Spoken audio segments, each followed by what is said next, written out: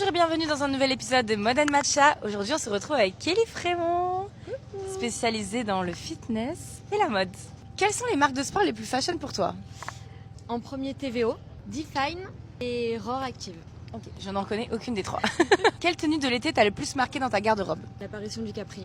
J'en ai acheté. D'accord. Et je pensais pas un jour commencer à acheter des pantalons semi-longs. Oui, exact. Ah bah, j'en ai commandé un moi aussi il y a pas longtemps. La meuf qui a rien compris, c'est déjà la fin de l'été. Mais je pense que ça peut passer aussi un peu pour l'automne. Tu préfères un mec qui n'a pas de style ou qui ne fait pas de sport? En vrai, je dirais pas de style parce que le style ça se trouve, ça se crée. Alors que quelqu'un qui est pas sportif, ça matcherait pas trop avec moi. Moi je crois que j'aurais dit l'inverse. Où te vois-tu dans 5 ans? Influenceuse, entrepreneuse, créatrice?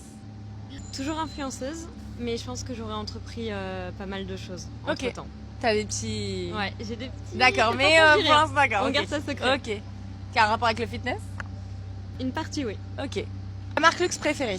Saint-Laurent. Saint-Laurent pour ce côté un peu businesswoman, femme un peu indépendante. Ta marque premium préférée? Acne Studio. Je trouve que je l'ai redécouverte ces dernières années et que j'aime de plus en plus les collections qui sortent au fil du temps. Ok. J'avoue qu'Acne Studio, moi, je sais pas. Je connais pas le style de cette marque. Et ta marque accessible préférée?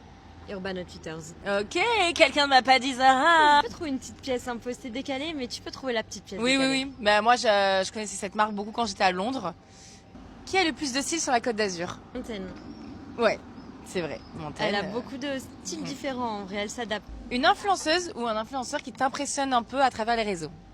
Léna Situation. Ah ouais, je la trouve pas impressionnante. Enfin, elle est impressionnante par rapport à sa carrière, mais après, elle a l'air toute mignonne, toute gentille. Ouais, toute mignonne, mais elle serait impressionnante quand même Ok. parce que c'est vraiment quelqu'un pour moi qui a réussi, qui Ouais, a je comprends. entrepris tout ce qu'elle voulait entreprendre entre guillemets, donc c'est impressionnant. Je Bah- suis timide devant elle, c'est sûr. Ah, moi, je l'avais aperçue dans un event, j'étais un peu bourrée. J'avais fait de Lena et très sympathique.